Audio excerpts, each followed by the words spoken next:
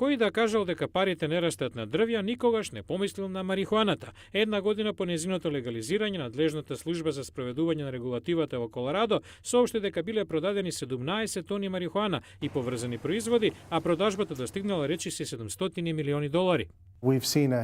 Огромен пораст во бројот на апликации за продажни дозволи. Ја започнавме годината со 81 бизнис што доби дозвола, завршивме со 833.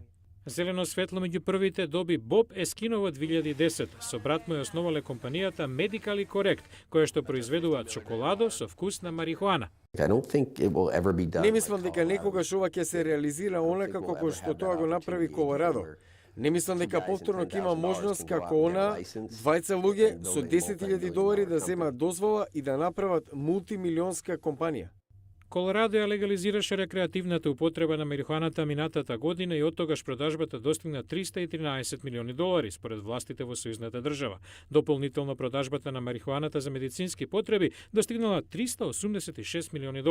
Овие бројки го привлекува вниманието. Никнаа нови индустрии, од пекари чии што производи се со вкус на марихуана, цвеќари кои што инкорпорираат тревката во цветните аранжмани, па се до хотели каде што на гостите секој утро покрај кафето им се нуди и квалитетна марихуана.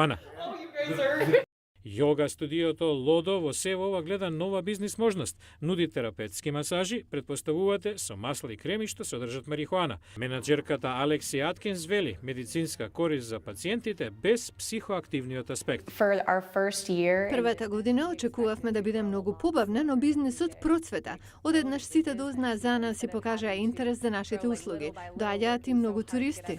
И не само туристи, и предприемачите доаѓаат во Колорадо, примамени од миризбата на успех на легализираната марихуана.